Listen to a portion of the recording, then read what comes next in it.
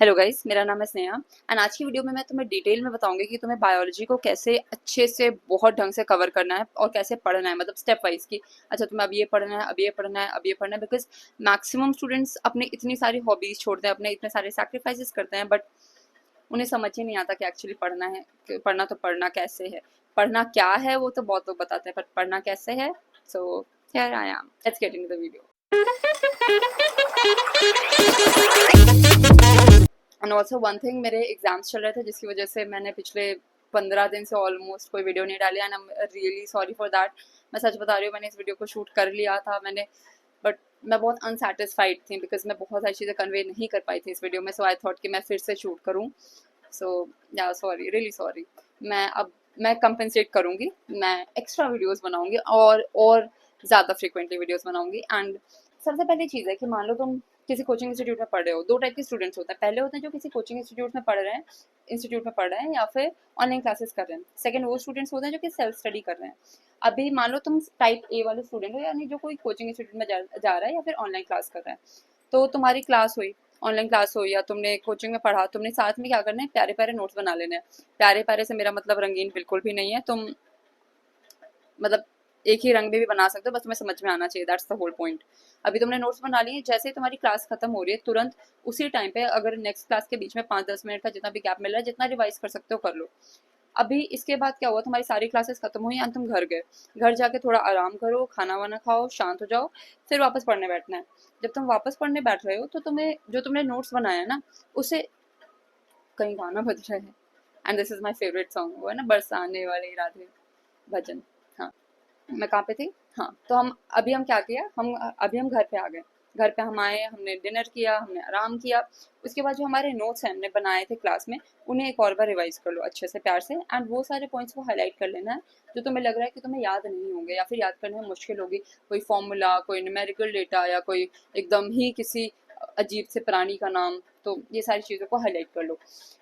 Second तुम्हें क्या करना है, जैसे मैक्सिमम कोचिंग इंस्टीट्यूट्स क्या करते हैं, वो मॉड्यूल प्रोवाइड कराते हैं, जैसे आकाश हो गया, एलन हो गया, या फिर अलग अलग कोचिंग इंस्टीट्यूट है वो मॉड्यूल प्रोवाइड कराता है। अगर तुम्हारी कोचिंग इंस्टीट्यूट मॉड्यूल प्रोवाइड करा रही है या फिर इन केस तुम किसी और कोचिंग इंस्टीट्यूट का मॉड्यूल पढ़ रहे हो, तो तुम वो जो सेम टॉपिक जो तुम्हारे क्लास में कराया है उसके 2-3 पेजेस जो भी हैं उस मॉड्यूल से पढ़ लो एंड उन पॉइंट्स को हाईलाइट कर लो जो तुम्हें लग रहा है कि नहीं पढ़ाया है क्लास में एंड ये पॉइंट एक्स्ट्रा है, मतलब इसको बस उसको हाईलाइट कर लो। सेकेंड थिंग, अब तुम्हें क्या करना है, डेली अगर तुम्हारे पास टाइम है तो डेली, नहीं तो जिस जिस दिन बायोलॉजी हो रही है प्लस 1-2 दिन, उतने दिन तुम्हें डेली 30 to 45 मिनट्स अपनी एनसीईआरटी पढ़नी है बायोलॉजी की।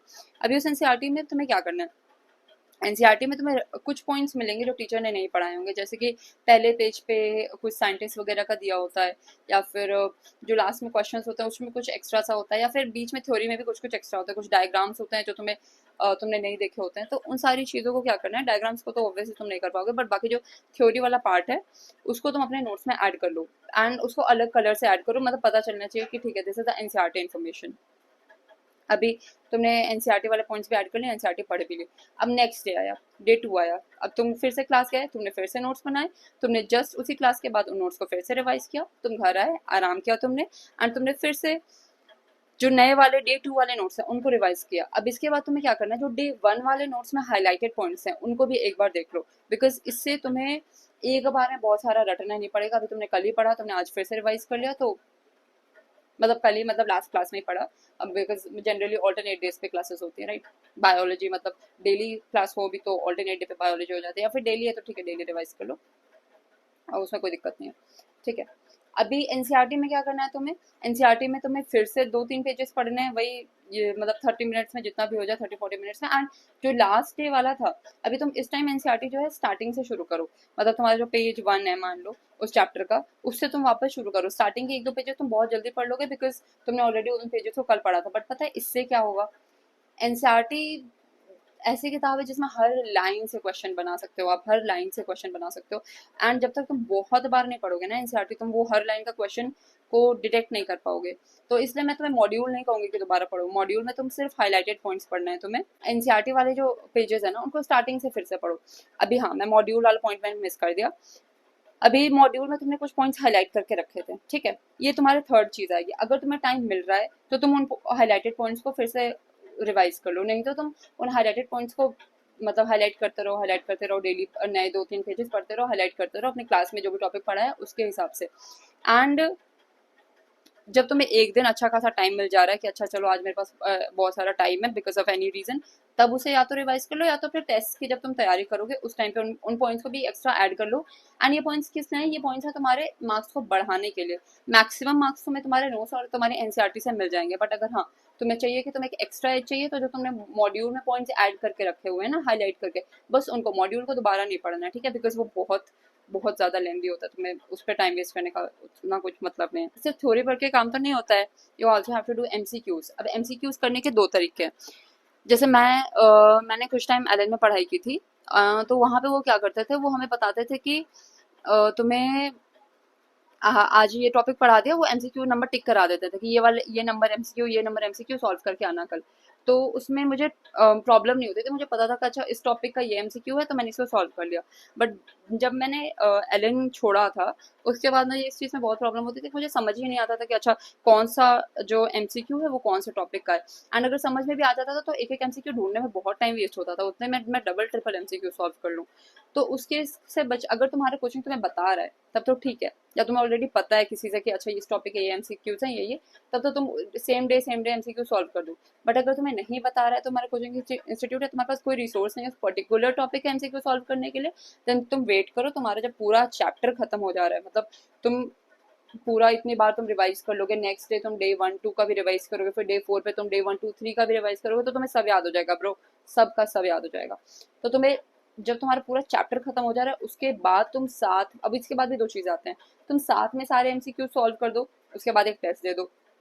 या सेकंड आता है कि तुम टेस्ट दे दो, एमसीक्यू थोड़े बहुत सॉल्व करके टेस्ट अपना देना तो दे दो, बट जो तुम्हारा नेक्स्ट चैप्टर तुम स्टार्ट करोगे उसके साथ जो तुम्हारा नेक्स्ट जो भी चैप्टर है उसके साथ तुम पिछले चैप्टर के डेली 100 एमसीक्यू सॉल्व करते रहो। इससे क्या होगा, तुम्हारा पिछला चैप्टर भी तुम्हें दिमाग में याद आता रहेगा, तुम्हें लगेगा अरे यार ये एमसीक्यू कैसे गलत हो गया, एंड तुम उसे रिवाइज कर लोगे। अब एमसीक्यू सिर्फ सॉल्व नहीं करना है, एमसीक्यू में जो पॉइंट तुम्हें लग रहे हैं कि ये पॉइंट एक्स्ट्रा है, सिली मिस्टेक्स को हटा दो जो तुम्हें गलत किए हैं, एंड थ्योरी में तुमने लिखा हुआ है उसे हाईलाइट कर लो कि ठीक है मैंने इसे गलत किया है। थर्ड चीज, वो पॉइंट्स जो कि तुम्हारे थ्योरी में नहीं है बट एमसीक्यू में है, पीवाईक्यूज में है, तो उसे तुम नोट्स में ऐड कर लो with a different coloured pen. Okay, this is all about वो स्टूडेंट्स जो कोचिंग जा रहे हैं ऑनलाइन क्लास कर रहे हैं। टू समराइज, क्लास किया, नोट्स बनाया, क्लास के जस्ट बाद उसे रिवाइज किया, घर आए, आराम किया, फिर से एक और बार रिवाइज किया, एंड उसके बाद मॉड्यूल से सेम टॉपिक को पढ़ा, एनसीईआरटी से 30 मिनट तक पढ़ा उसी टॉपिक को, या फिर अगर आगे पीछे के भी एक दो टॉपिक पढ़ने हैं तो वो भी पढ़ लिया। नेक्स्ट डे तुम गए, अगर उस दिन तुम्हें एमसीक्यूज बताए हैं तो एमसीक्यूज को सॉल्व कर लिया, वरना कोई बात नहीं। नेक्स्ट डे गए, तुमने टॉपिक 2 पढ़ा, फिर तुमने टॉपिक 2 क्लास के बाद रिवाइज किया, रूम पे आए तुमने टॉपिक 2 फिर से रिवाइज किया, टॉपिक 2 में पॉइंट्स भी हाईलाइट किए कि जो तुम्हें नहीं याद है, टॉपिक 1 के हाईलाइटेड पॉइंट्स रिवाइज किए, एनसीईआरटी फिर से 30 मिनट पढ़ी, 30 से 40 मिनट एकदम स्टार्टिंग से पढ़ी, फिर अगर टाइम मिल रहा है तो मॉड्यूल के जो हाईलाइटेड पॉइंट्स है पिछले वाले वो रिवाइज किए, फिर नेक्स्ट जो ये टॉपिक का मॉड्यूल है उसको पढ़ा, एंड अगर टाइम मतलब एमसीक्यूज पता है कि कौन कौन से हैं तो एमसीक्यू सॉल्व किए। इसी तरीके से तुमने अपना पूरा चैप्टर खत्म कर लिया, एंड लास्ट में एमसीक्यू सॉल्व करने हैं, एमसीक्यूज को नोट्स में ऐड करना है एंड टेस्ट देना है। अभी वो बच्चे जो किसी कोचिंग इंस्टीट्यूट वगैरह में नहीं जा रहे हैं, किसी ऑनलाइन क्लास को नहीं कर रहे हैं, यानी कि वो जो सेल्फ स्टडी कर रहे हैं, वो दो टाइप के बच्चे होते हैं। एक होते हैं जो कि किसी कोचिंग इंस्टीट्यूट का मॉड्यूल पढ़ रहे हैं, सेकंड वो होते हैं जो सिर्फ एनसीईआरटी पढ़ रहे हैं। तो जो कोचिंग इंस्टीट्यूट का मॉड्यूल पढ़ रहे हो, तुम्हारे में बस इतना डिफरेंस करना है कि तुम उसे मॉड्यूल्स के जो तुम्हें लग रहा है कि अच्छा ये इंपॉर्टेंट है ये इंपॉर्टेंट है, उसका एक छोटे से नोट्स बना लेना है, एंड उसी नोट्स के हिसाब से आगे सेम तरीके से कंटिन्यू करना है, यानी अगले दिन नोट्स को रिवाइज करना है, पॉइंट्स को हाईलाइट करना है, हाईलाइटेड पॉइंट्स को रिवाइज करना है, एनसीईआरटी वाले पॉइंट्स को ऐड कर देना है इसमें, एंड अभी तुम उसके अलावा एमसीक्यू सॉल्व करना है। नेक्स्ट वो बच्चे जो सिर्फ एनसीईआरटी कर रहे हैं, तुमने एनसीईआरटी पढ़ी, जो भी तुम्हें पॉइंट्स लग रहे हैं कि मुझे याद नहीं हो गया उनको हाईलाइट किया, नेक्स्ट डे तुमने फिर जीरो से फिर से एनसीईआरटी शुरू की, फिर नेक्स्ट डे थर्ड डे तुमने फिर से जीरो से एनसीईआरटी शुरू की, ऐसा तुमने अपना चैप्टर खत्म कर दिया। उसके बाद क्या करना है, तुम्हें एमसीक्यू सॉल्व करना है। अभी एमसीक्यूज और पीवाईक्यूज में क्या होगा, बहुत सारे ऐसे क्वेश्चंस होंगे जो तुमसे नहीं होंगे बिकॉज वो एनसीईआरटी के बाहर के होंगे, तो उन क्वेश्चंस को तुम्हें क्या करना है, अपने एनसीईआरटी में एक तरफ ऐड कर लेना है, एक तरफ लिख देना है कि ठीक है ये एनसीईआरटी में नहीं है पर ये आ सकता। आई होप तुम लोग की हेल्प हुई हो, एंड अगर कुछ भी प्रॉब्लम है, कुछ भी डाउट है तो मुझे ईमेल करो, या फिर मेरे टेलीग्राम चैनल है पीएनपी आर्मी में ज्वाइन हो जाओ, वहाँ पे हम लोग सारी प्रॉब्लम सॉल्व करते हैं आपके। एंड आई प्रॉमिस मैं बहुत फ्रीक्वेंटली वीडियोस डालूंगी बिकॉज मैं फाइनल ईयर में आ चुकी हूँ। That's it for the video, thank you, bye.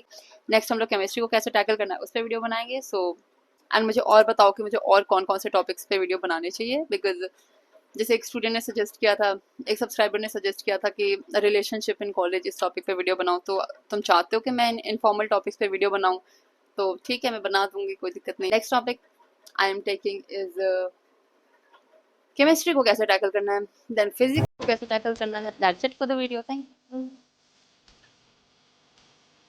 अभी देखो सिर्फ थोड़ी फिर उसके बाद के टॉपिक्स पे भी पता चलेगा। आई होप तुम लोग की हेल्प हुई हो। I really hope that. Second option आता है कि तुम जो नेक्स्ट सेकंड ऑप्शन आता है उसके साथ तुम कुछ, एंड मुझे पता है कैसे चीजें कैसे मत मतलब बताते बताते मैंने बकवास कर दिया अभी बहुत बड़ी।